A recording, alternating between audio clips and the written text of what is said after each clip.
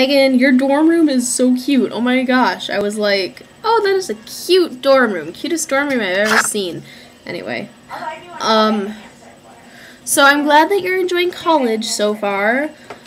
My school year so far has been pretty decent. I have theater movement, which I've been purposefully putting off until my senior year because I need exactly one Phi Ed credit, and Phi Ed is the only class I have ever failed. I'm just not very athletic. That's not my thing. I can do stuff, but I'm just really slow. For example, we have to run in theater movement class. It's 3/4 of a mile, and we have 10 minutes to do it, and I always get it done within the time. I mean, we don't have to run, we can jog or walk, but I always get it done within the time, but I'm definitely one of the last 5 people to finish, so that's a little embarrassing. I don't know. I don't like Phi Ed, but I need this one to get my theater endorsement, which is just a thing saying, hey, I went to an art school and I took art classes in a certain subject and I passed them all. So, plus I need a Phi Ed credit to graduate, so I chose this one. Easier than a dance class. That'd be way more embarrassing.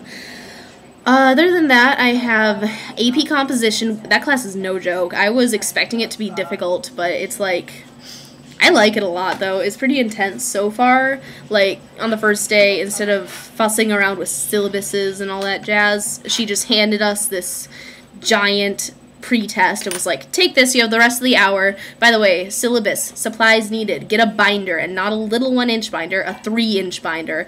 So we jumped right in, and I like that, but there's definitely quite a bit of homework. And actually, I'm using an example from Frankenstein in one of my essays, so that's fun, I suppose. And what's my other class? Improv. I get to take improv again. They're offering it as an elective, like choir, because with vocal majors, if you're the only class for vocal majors is choir, really, and you can take it as many times as you need to. It's offered A, B, C, and D. Like, you can jump in at any time during the year. I've put it in my schedule to fill in gaps, and so they're offering improv like that, because improv is a skill that you need in theater all the time. So, it's a fun class. I get to take improv again. That's really fun, and it's kind of chill. I mean, you have to write essays sometimes. That's like one a week, but they really help. They're helpful for team building, and it helps you work together. This makes me sound so cheesy, but it's a fun class. And I get to TA again, so that's interesting. I'm TAing for the Spanish teacher again. And the last time I TA'd for the Spanish teacher, I kind of just chilled out, worked on homework, and sometimes I'd answer a question about something if a student had it, because I've taken Spanish for like 5 years at this point, so I know more than the average Spanish 2 student, which is what I'm TAing. But today, it's not like that. Today, she hands me a giant stack of papers in a box, and it's like, here, go sort these. So I spent the entire hour sorting their song lyrics in Spanish. It was fun. Some of them had weird titles. One was called More Than a Million Zombies, and one was called The Facebook. But it was like La del Facebook, so it'd be like the Facebook or something. I don't know. It's a weird class. Anyway, enough about me and my school. I have a lot of Frankenstein to discuss. The past 6 chapters. I'm sorry I was late, by the way. I had a lot of stuff going on.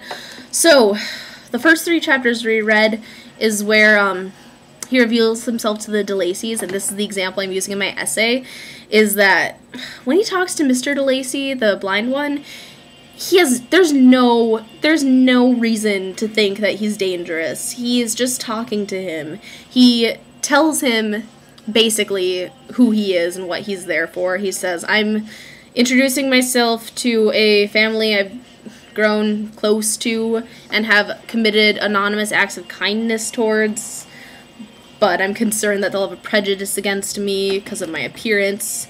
And Mr. DeLacy's just like, what? Who are you? And his kids come in and they chase him out, and the girls faint and run away, and the son just like starts beating him up. And I mean, he didn't even fight back. There's no reason to think he could possibly be dangerous at all. And he just, and then they decide to sell the house and run away. And that made me so mad. I'm like, There's no reason to believe that he possesses a threat at all. Why? It's just because of the way he looks. And then there's this part where he saves the little girl from drowning, and her dad or something freaks out, even though he's like, hey, he doesn't even give him a chance to say, like, hey, I fished her out of the river. He just immediately shrieks, grabs his daughter, and, like, throws rocks at her or something. So he goes and asks Dr. Frankenstein to make him a wife, which, you know, leads us into the next 3 chapters, where Dr. Frankenstein starts working on the wife for the creature, and if I remember correctly, he was ready to animate her when he finished, and then he decides, even though he's being watched by the creature, and he knows what's up, so he destroys the wife, because as you said, he thinks that, what if it doesn't work out, what if she, he wants to be quiet and calm and live with another being like him, but what if she doesn't want that? And I don't like to side with Frankenstein, and I'm not, but he does have a valid concern here. I mean, this creature he has now is guaranteed to be nice. The other one might not. You just can't determine how someone will act based on, I don't know, like, just because one person is nice and peaceful and calm doesn't mean another person will be. I mean, it's like humans, basically. They're like newborn babies, except they're fully grown and they're really gross looking. So he can't know. So, but the poor creature, he's so excited. He's gonna have a friend, and Dr. Frankenstein, excuse me, just destroys his one possible hope of happiness. I got so upset. I was like, why? The poor creature's...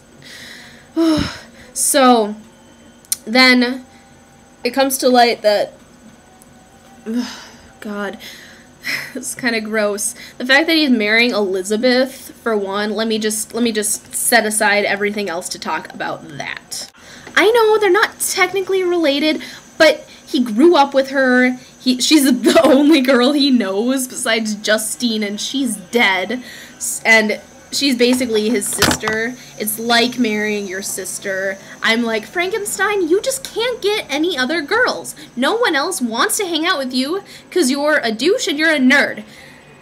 That was mean. I apologize. There's nothing wrong with being a nerd, but he's a douche. He gets all obsessed with projects, so he probably wouldn't make a very attentive husband, and I think he's marrying Elizabeth out of absolute desperation. I'm like, Elizabeth, you could do so much better. You're supposed to be so nice and so pretty. Why are you settling for this dweeb?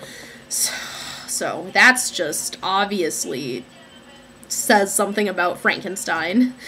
But I digress. So he says he's going to be with him on his wedding night, and Frankenstein's like, okay, you're going to kill me on my wedding night. But then he's like, but that means Elizabeth's husband will die. I forgot what to call him. Husband/brother will die. We're getting Oedipus in here. Except not really, because that was the son and the mother, whatever. And I'm like, that's exactly what the creature feels, what Elizabeth is potentially feeling in your head. And that's what you just caused for him. So, and the chapter ended on a cliffhanger. That's some fun stuff, man. Cliffhangers. I was sorely tempted to read ahead and find out what happens, but nope, that's not the Jedi way. So, I agree with you that Frankenstein's a huge douche. I can kind of see his side a little bit, but I still, as you mentioned, you have to have douchey, stupid main characters of some sort. It doesn't have to be the narrator in this case, because that just makes you all pissed off throughout the whole book. Like, why are you so lame? But, I don't know, man. It has to have, the conflict has to appear from somewhere. It might as well appear from the narrator. So, there's something to think about.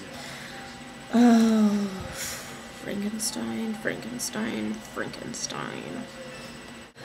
So that's the reading. I'm sorry I didn't have a lot of time to mull this over because of AP composition and rehearsal, and our show opens next week, by the way.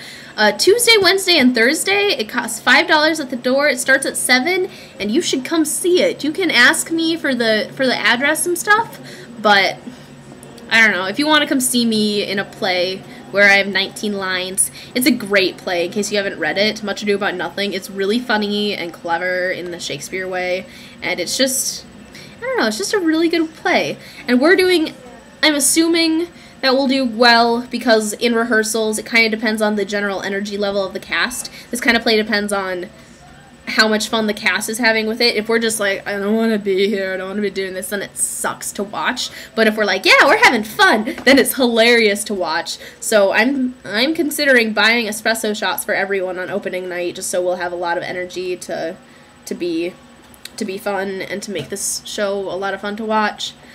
But regardless of how it turns out, it would mean a lot to me if you came, so yeah, think about it. But I understand you're busy with college stuff and you're way over in censored. Location of Megan is censored. But if you can't make it, that's okay. But I'm just inviting you now because it has potential. It definitely has potential to be great. And even if it's not great, it's Shakespeare, so it's a bit of culture, and that's always fun. I'm thinking it'll be good though. Anyway, I should get back to my AP composition stuff. This is crazy. Do you know what I have to do tonight? I have a 15-page article that I have to read and annotate. And you know what I do when I read and annotate stuff is I read through it once, and then I go back over and I underline things that related to the overall point and that connected to other things. Maybe when I'm reading it the first time, I'll underline something and write a little note or a definition, but it takes me a while to annotate because I do it thoroughly. So I have a 15-page article to do, and then I have another like 8-page article, and I have to finish my practice essay from today, because today at by lunchtime, I have this class right before lunch, and I was starving. All I had for breakfast was coffee, and which lasts at the time, but by lunchtime you're hungry, and so I just got like a paragraph and a half written, so I need to go finish that. And I should stop stalling. So I will see you later, and I want to come visit you at college sometime, because this is not going to be one of those Megan went away to college and now I don't talk to her anymore dealios. No, it's not okay.